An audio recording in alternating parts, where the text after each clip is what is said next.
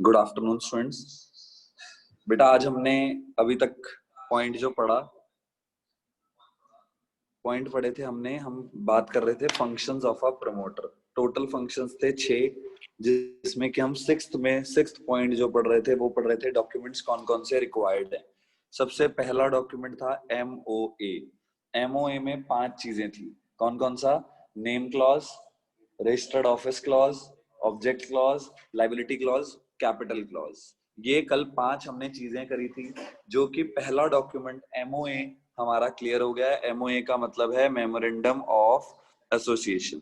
और MOA क्या है बेटा? MOA बहुत ज्यादा जरूरी डॉक्यूमेंट है। क्यों? क्योंकि इसी डॉक्यूमेंट से पता चलता है कि हमारा ऑब्जेक्टिव क्या है, ऑर्गेनाइजेशन का मकसद क्या है, वो इसी MOA से पता चलता है।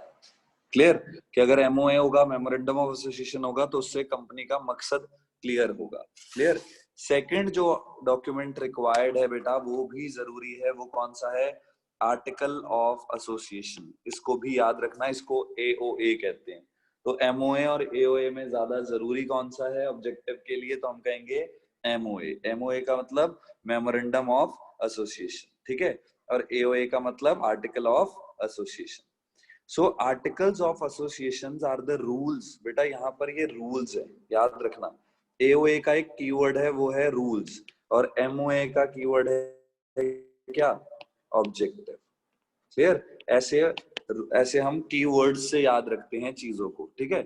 MOA कहीं आ गया तो आप सीधा कहोगे MOA का मतलब ऑब्जेक्टिव, और AOA कहीं आ गया तो आप AOA से सीधा कहोगे rules. So article of association are the rules regarding internal management of a company. कि कंपनी के जो इंटरनल मैनेजमेंट है उनमें क्या क्या रूल्स चाहिए, कैसे चाहिए, क्या करना है, कैसे करना है वो। These rules are subsidiary to the memorandum of association and hence should not contradict or exceed anything stated in the MOA। मतलब ये जो रूल्स है बेटा, ये एक तरह से MOA को सपोर्ट करेंगे, और ये MOA की ही एक तरह से ब्रांच है। मींस उसी के ये सब पार्ट है। जो MOA में लिखा है वही उसी के सब पार्ट ये AOA है। क्लियर? तो ये AOA जो आर्टिकल ऑफ एसोसिएशन है, ये MOA से बिल्कुल भी कॉन्ट्रडिक्ट नहीं करेंगे। मींस उसके अगेंस्ट नहीं जाएंगे, ठीक है? और ना ही उससे कुछ एक्स्ट्रा चीजें करेंगे। MOA के अंतर्गत रहते हुए, मींस उसके इंटरनल पार्ट पे रहते हुए जो उसमें चीजें दी हुई हैं, उसके उसके उसको फॉलो करते हुए बेटा AOA चलेगा, जो कि रूल्स होंगे। Clear? So according to section 25 of the companies act 2013, जो सेक्शन आया 25 का कंपनीज एक्ट 2013 का, वहां आर्टिकल का मतलब है, article means the article of association of a company as originally framed और as altered from time to time और applied in pursuance of any previous company law or of this act। तो article of association basically यही है कि इसमें सब वो सारी चीजें ओरिजिनली फ्रेम होंगी, सारे रूल्स रेगुलेशंस बताए जाएंगे कि कंपनी को इन रूल्स के अंतर्गत काम करना है, ये चीजें फॉलो करनी है, ताकि कल के दिन कोई भी प्रॉब्लम ना आए। So the article of association shall be in respective forms. बेटा ये पूरे फॉर्म्स में होता है, जैसे FGHIJ in schedule 1 as may be applicable to such company. ये कंपनी टू कंपनी एप्लीकेबिलिटी इसकी आती है। However, the companies are free to make their own article of association। But अगर हम देखें तो कंपनी बेटा बिल्कुल फ्री है कि वो अपने आर्टिकल ऑफ एसोसिएशन बनाए, which may be contrary to the clauses of table FGHIJ, and in that case article of association as adopted by the company shall apply। कि जो कंपनी की फिर पॉलिसी होगी, कंपनी उसके हिसाब से अपना आर्टिकल ऑफ एसोसिएशन बनाएगी। क्लियर बेटा? तो इसीलिए सेकंड डॉक्यूमेंट है जो उसको कहा जाता है बेटा आर्टिकल ऑफ एसोसिएशन। और आर्टिकल ऑफ एसोसिएशन का मतलब है कि कंपनी को कैसे काम करना है, क्या रूल्स फॉलो करने हैं, रेगुलेशंस लगानी है, उसके उसके लिए बनाया जाता है AOA। AOA का मतलब है आर्टिकल्स ऑफ एसोसिएशन। तो अगर कोई बोले कि कितने डॉक्यूमेंट्स रिक्वायर्ड हैं कंपनी फॉर्म करने के लिए, तो हम क्या कहेंगे? 6 डॉक्यूमेंट्स। पहला डॉक्यूमेंट MOA, दूसरा document AOA article of association. Clear? तीसरी क्या चीज चाहिए होती है बेटा कंपनी फॉर्म करने के लिए?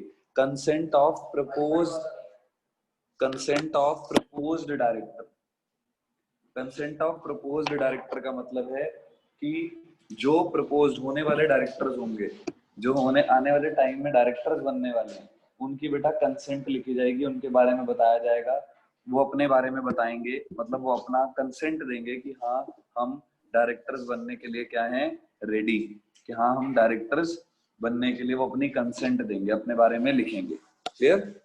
So apart from the memorandum and AOA, कि मतलब एमओए और एओए के मतलब अलग से एक्स्ट्रा से रिटन कंसेंट, कंसेंट होता है कि खुद अपनी तरफ से लिखना, of each person named as a director is required, जो डायरेक्टर हमने बनाया है, कंसेंट फॉर्म दिया है।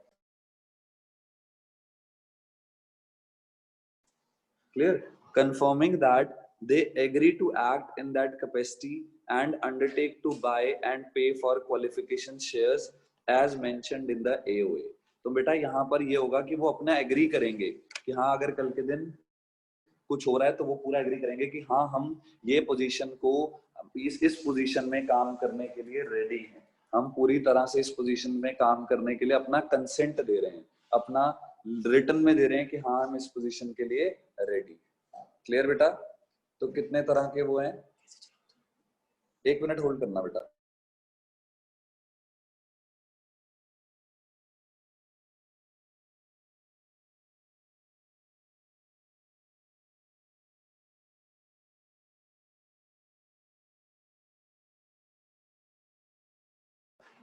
क्लियर बेटा? तो 3 तरह के डॉक्यूमेंट्स चाहिए आपको। पहला डॉक्यूमेंट है एमओए। एमओए में टोटल बेटा 5 तरह के क्लॉजेस थे। Name clause, registered office clause, याद रखना, आपको याद होनी चाहिए, चैप्टर थोड़ा सा कॉम्प्लिकेटेड है इसलिए इसके नोट्स बनने जरूरी हैं। थर्ड कौन सा क्लॉज है? Object clause. Fourth liability clause. Fifth capital clause. बेटा मैं आपको बीच में सैटरडे या संडे को एक दिन बुलाऊंगा और आपके सारे फ्लो चार्ट्स चेक करूंगा कि कौन सी चीज कैसे बन रही है। क्लियर यहाँ तक? क्लियर बेटा? तो टोटल बेटा कितने तरह के डॉक्यूमेंट्स अभी तक हमने पढ़े? जो टोटल डॉक्यूमेंट्स हैं वो है बेटा 6 डॉक्यूमेंट हैं, जिसमें सबसे पहला डॉक्यूमेंट है बेटा एमओए। उसके बाद एमओए के अंडर बेटा चीजें हैं, फिर उसके बाद है एओए, है ना, और उसके बाद थर्ड जो हमने पढ़ा है वो है कंसेंट ऑफ प्रपोज डायरेक्टर। क्या है बेटा? Consent of propose director. Clear? Consent of propose directors में वही है कि वो अपनी कंसेंट देंगे, वो अपना लिख के देंगे कि हाँ हम प्रॉपरली ये चीजें कर रहे हैं। क्लियर? वो सारी कंसेंट देंगे बेटा लिख के। क्लियर यहां तक?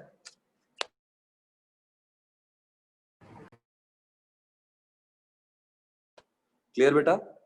फोर्थ आ गया एग्रीमेंट। एग्रीमेंट में क्या होता है बेटा? एग्रीमेंट में सारी चीजें लिखी जाती हैं कि कौन सी चीज क्या होगी, कैसे होगी, फुल फ्लेज लिखा जाएगा।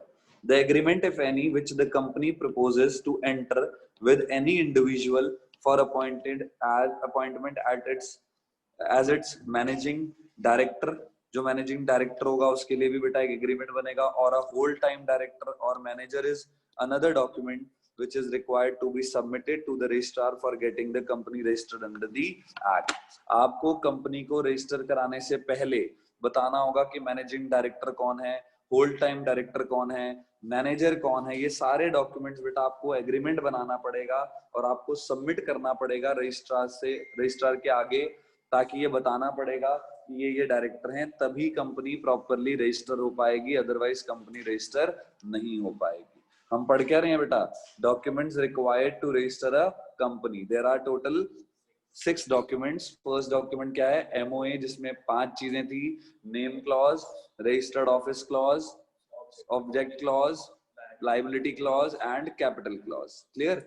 दूसरा जो डॉक्यूमेंट था वो है बेटा एओए, और तीसरा जो डॉक्यूमेंट था वो है consent of proposed. Proposed means होने वाले डायरेक्टर, प्रपोज्ड का मतलब होता है कि जो फ्यूचर में बनेंगे। क्लियर? फोर्थ क्या था? एग्रीमेंट। फिफ्थ डॉक्यूमेंट आ गया बेटा स्टैट्यूटरी डिक्लेरेशन। बेटा ये डिक्लेयर करेंगे कुछ चीजें कि प्रॉपर चीजें बताएंगे कि भाई हम ये चीज ऐसे कर रहे हैं, मतलब हमें इतनी लीगल रिक्वायरमेंट, सब कुछ प्रॉपरली डिक्लेयर करेंगे, लिखेंगे। सो declaration stating that all the legal requirements pertaining to registration have been compiled with is to be submitted to the registrar with the above mentioned document for getting the company registered under the law. वो खुद declare करेंगे कि हमने पूरी तरह से सारी चीजें लीगल तौर पे फॉलो की है और हमने कोई भी ऐसी इलीगल एक्टिविटी नहीं की जिससे कि आने वाले टाइम में कंपनी के रजिस्ट्रेशन में कोई प्रॉब्लम हो या कंपनी को काम करते दौरान कोई प्रॉब्लम हो। तो पूरी तरह से जो लीगल होगा वही, उसी के बेसिस पे बेटा चीजों को क्या किया जाएगा, तभी आगे रजिस्ट्रेशन होगी, नहीं तो आगे रजिस्ट्रेशन होने के चांसेस क्या हो जाएंगे, कमजोर पड़ जाएंगे। So this statement can be signed. अब बेटा ये जो स्टेटमेंट होती है इसको साइन करवाना पड़ता है या तो एडवोकेट से, कहते नहीं कि नोटरी पे जाओ, नोटरी स्टैंप लगाता है और वो लिख के देता है कि हाँ जी ये पर्सन वैलिड है, ये चीजें वैलिड है, तो या तो एडवोकेट करता है और बाय चार्टर्ड अकाउंटेंट और अ कॉस्ट अकाउंटेंट और अ कंपनी सेक्रेटरी, जिसको सीएस कहते हैं, in practice who is engaged in the formation of a company and by a person named in the articles as a director or manager or secretary of the company। इन सब में से बेटा कोई भी declare कर सकता है। डिक्लेरेशन का मतलब क्या होता है, एक पेज पे आप खुद लिख कर दोगे कि ऐसे ऐसे, बोलते हैं ना, कई बार हम बोलते हैं ना, लिखा होता है कि आई डैश, तुम कभी ऐप डाउनलोड करते हो तो ऐप में आगे आता है बहुत सारा फॉर्म बना होता है, नीचे आता है एग्री डिसएग्री, तो वहां एग्री करते हैं ना, मींस आप स्टैट्यूटरी डिक्लेरेशन कर रहे हो कि हाँ हम सारे डॉक्यूमेंट्स पढ़ चुके हैं, इसमें हम सारी चीजें कर चुके हैं, अब आप एग्री कर रहे हो और उसके बाद आप चीजें कर रहे हो आगे। क्लियर? आप देखना कभी ऐप डाउनलोड करोगे या कोई चीज करोगे तो वहां पर एग्री डिसएग्री का आएगा, right side agree, left side disagree, तो वो चीजें भी आप मतलब वहां पर वो कंपनी आपको डिक्लेयर कर रही है चीजें। क्लियर? तो बेटा आप ऐसे ही सेल्फ डिक्लेरेशन देते हो, खुद डिक्लेयर करते हो चीजों को। हम पढ़ क्या रहे हैं, documents are required to form a company. First MOA which includes 5 name clause, registered office clause, object clause, liability clause, capital clause. Second AOA, article of association. Third, consent of proposed directors. Fourth, agreement. Fifth, statutory declaration. Clear? जैसे से मैं बोल रहा हूँ साथ साथ बोलो। उसके बाद last, receipt of payment of fee। बेटा जब आप ये सारे डॉक्यूमेंट्स रजिस्ट्रार के सामने दे दोगे तो रजिस्ट्रार आपको क्या दे देगा, रजिस्ट्रार आपको एक रिसीट देगा, रसीद देगा, जिसपे लिखा होगा कि आपने ये फी पे कर दी है और अब आप कंपनी आगे फॉर्म करने के लिए रेडी हो, आपकी कंपनी अब फॉर्म हो जाएगी। So along with the above mentioned documents, necessary fees has to be paid for the registration. आपको कुछ फी पे करनी होगी रजिस्ट्रेशन कंपनी के लिए। So the amount of such fees shall depend on the authorized share capital of the company। अब बेटा ये जो फीस होगी वो एक ऑथराइज, जितनी कंपनी की मतलब जितनी जिस जो लेवल है कंपनी का उस लेवल के हिसाब से कंपनी की वो फी होगी, कि जैसे जैसे कंपनी का लेवल है जितनी उसकी ऑथराइज्ड शेयर कैपिटल है उसके उसके ऊपर बेस्ड होगा कि कंपनी की रजिस्ट्रेशन फी कितनी होनी चाहिए। यहां तक बेटा किसी को कोई डाउट है तो मुझे बता दो। हमें अगर आपको याद हो तो हमने कहा था इस चैप्टर में टोटल 3 चीजों के बारे में बात करेंगे। हमने कहा था ना सबसे पहले हम पढ़ेंगे सिर्फ प्रमोटर के बारे में। क्लियर? बेटा हमने बोला था ना कि सबसे पहले हम किसके बारे में पढ़ेंगे, प्रमोटर के बारे में पढ़ेंगे। इसमें 3 चीजों की बात हुई थी, बोलो बेटा हुई थी कि नहीं?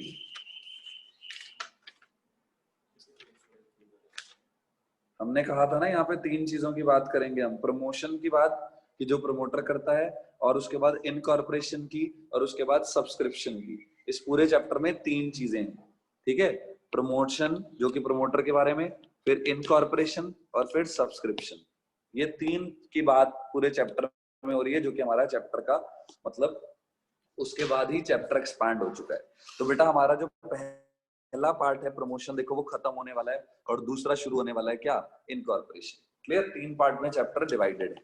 इस चैप्टर को ध्यान से करना, क्यों मैं पहले बार बार इसको रिपीट कर रहा हूँ कि बेटा ये चैप्टर आपकी ग्रेजुएशन पोस्ट ग्रेजुएशन हर जगह आएगा, और ये आपको अपनी पर्सनल नॉलेज के लिए भी, जनरल नॉलेज के लिए भी आपके लिए जरूरी है, क्योंकि हर किसी पर्सन की लाइफ में एक स्टेज आती है कि जब वो खुद अपनी कंपनी को फॉर्म करने का सोचता है, तो बेटा वहां पर आपके पास सारी नॉलेज पहले से ही होगी। Clear? Next, position of promoter. Promoters undertake various activities. जो प्रमोटर है, हमने पढ़ा था ना कि जो सोचता है कि भाई हमें बिजनेस क्या करना चाहिए, कैसा करना चाहिए, मैं एक तरह से हम एंटरप्रेन्योर भी उसे कह सकते हैं। सो वो बहुत वेरियस एक्टिविटीज करता है to get a company registered, कि भाई कंपनी रजिस्टर हो जाए और उसको पोजीशन मिल जाए of the commencement of business, कि भाई वो स्टार्ट करने के लिए उसको टाइम मिल जाए कि हाँ वो स्टार्टअप कर सकता है। But they are neither the agents nor the trustees of the company. But ये ना ही एजेंट्स होते हैं ना ही ट्रस्टीज होते हैं. They can't be the agent as the company is yet to be incorporated. क्योंकि एजेंट इसलिए नहीं होते क्योंकि अभी कंपनी को रजिस्टर होना है, कंपनी को अभी स्टार्ट करना है, मतलब कॉर्पोरेट का मतलब पूरी तरह से रजिस्टर होना है. So therefore they are personally liable for all the contracts which are entered by them. तो वो खुद लाइबल होंगे क्योंकि उन्होंने सारी चीजें खुद की है. For the company before it's incorporation, तो वो खुद लाइबल होंगे कि अगर कल के दिन वो कुछ भी कर रहे हैं तो वो पहले खुद चीजें देखेंगे कि कौन सी चीज क्या है कब है, और वो लाइबल भी उनके ऊपर ही सारी जिम्मेवारी होगी. So in case the same are not ratified by the company later on, कि अगर वो बाद में कंपनी उसको करेक्ट नहीं कर पाएगी, जो ट्रस्टी करेक्ट नहीं कर पाए, so also promoters are not the trustees of the company. तो इसलिए कंपनी में वो ट्रस्टीज भी नहीं होते, क्योंकि बाद में वो उसको करेक्ट भी नहीं कर सकते या रेटिफाइड भी नहीं कर सकते या उसको चेंज भी नहीं कर सकते. सो याद रखना कि प्रमोटर ना ही क्या बन सकता है बेटा, एजेंट, और ना ही क्या बन सकता है, trustee. So promoter of a company enjoy a fiduciary position with the company which they must not misuse. तो एक तरह से उनकी फिड्यूशियरी पोजीशन है जिसमें वो कल के दिन उसको मिसयूज भी नहीं करते. So they can make a profit only if it is disclosed, but must not make any secret profit. कि अगर वो तभी प्रॉफिट बना सकते हैं अगर प्रॉफिट को डिस्क्लोज किया जाए. डिस्क्लोज का मतलब है अगर सबको बताया जाए, वो कोई भी सीक्रेट प्रॉफिट जनरेट नहीं कर सकते. So in the event of non disclosure, कि अगर वो डिस्क्लोज ना करे, the company can rescind the contract and recover the purchase price paid to the promoter. कि कल के दिन अगर नॉन डिस्क्लोजर है तो कंपनी बेटा वापस कॉन्ट्रैक्ट उससे ले सकती है, और जो पैसा प्रमोटर को दिया है वो कल के दिन वापस ले सकती है. अगर कंपनी को पता चल गया, उसने अगर सीक्रेटली कुछ ऐसा कर लिया, तो कंपनी उसको वो जो पैसे उसको मिले हैं वो कभी भी वापस ले सकती है. So it can also claim damages. कल के दिन वो डैमेज भी बोल सकते हैं for the loss suffered due to the non disclosure of material information. कि अगर कल के दिन प्रमोटर ने कोई इन्फॉर्मेशन डिस्क्लोज नहीं की, तो जो उसके जितने भी बाकी मेंबर्स हैं वो उनपे पूरी तरह का केस भी फाइल कर सकते हैं और क्लेम भी ले सकते हैं कि जो लॉस उनको उसकी वजह से हुआ.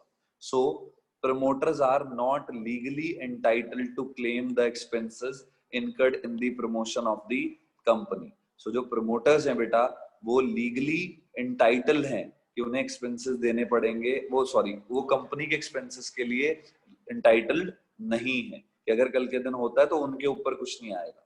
However, the company may choose to reimburse them for the pre-incorporation expense. But हाँ, कंपनी उनको चूज कर सकती है कि हाँ अगर उनके कोई खुद के खर्चे हुए हैं तो कंपनी उनको वापस वो रीइंबर्स कर देगी. क्या कर देगी कंपनी उनको वापस? रीइंबर्स.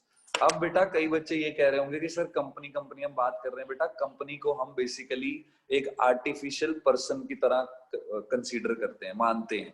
क्लियर? कि अगर हम कंपनी की बात कर रहे हैं तो कंपनी एक आर्टिफिशियल पर्सन है. Clear? The company may also remunerate the promoters. Company promoter को सैलरी भी दे सकती है for their efforts by paying a lump sum amount और a commission on the purchase price of property purchase through them और on the shares hold. तो लोग क्या करते हैं बेटा, लोग जनरली यही करते हैं कि अपनी ना कोई भी काम को कंपनी में बना लेते हैं और खुद क्या बन जाते हैं, प्रमोटर. क्या बन जाते हैं? प्रमोटर. फिर वो कंपनी के थ्रू खुद सैलरी विड्रॉ करते हैं, उनको सैलरी मिलती है. ठीक है? और मेन सारा चीज क्या रहती है, कंपनी. अब गाड़ी लेनी है तो कंपनी, कुछ करना है तो कंपनी, सारा नाम कंपनी का होगा. मींस कंपनी का आर्टिफिशियल पर्सन बन जाएगी और उसमें वो अलग अलग डायरेक्टर्स बना देंगे, कुछ वाइस प्रेसिडेंट बना देंगे, कुछ मैनेजर्स बना देंगे, कुछ एमडी बना देंगे. ऐसे करते हैं. Clear? So the company may also allot them shares or debentures or give them an option to purchase the security at a future date. Company कल के दिन ये भी कर सकती है कि तुम प्रमोटर को ये अलाउ कर सकते हैं कि आप फ्यूचर डेट पे क्या खरीद लो, शेयर्स खरीद लो. ये भी बेटा कंपनी प्रमोटर को दे सकती है. तो पोजीशन क्या हुई प्रमोटर की, कि प्रमोटर एक तरह से बेटा फिड्यूशियरी पोजीशन पर है. क्लियर? कि वो एक तरह से एक रोल प्ले कर रहा है उसमें. क्लियर? कंपनी एक सेपरेट लीगल एंटिटी है. तो अगर बाय चांस कोई पूछे तो प्रमोटर की पोजीशन क्या है, फिड्यूशियरी पोजीशन. यहां तक बेटा किसी को कोई डाउट है तो मुझे बताओ. क्लियर? अब बेटा इधर तक का फ्लो चार्ट मुझे आज पॉजिटिवली देखो, मैक्सिमम बच्चे नहीं भेजते, सिर्फ एक मेहुल होमवर्क प्रॉपरली भेजता है, बाकी कोई भी बच्चा मुझे प्रॉपरली फॉर्मेट्स बनाकर नहीं भेजता. तो इसलिए बेटर है इधर तक आज मुझे पॉजिटिवली भेज देना, नहीं तो मैं इवनिंग में पेरेंट्स को कॉल करूंगा। क्लियर? मुझे सबकी प्रॉपर फ्लो चार्ट्स यहां तक बने हुए मिलने चाहिए, ठीक है, जितना भी हमने किया है chapter. Now the next point, incorporation. हमारा सेकेंड पार्ट चैप्टर का शुरू हो गया। हम प्रमोशन खत्म कर चुके हैं और अब हम क्या शुरू कर रहे हैं, इनकॉर्पोरेशन। क्लियर बेटा? तो चलो आज आपका इको का भी टेस्ट है, इसलिए मैं आज इधर तक ही करा रहा हूँ, इनकॉर्पोरेशन को कल शुरू करेंगे। क्लियर? अब इको की प्रिपरेशन करो, आज के लिए बेटा सफिशिएंट है।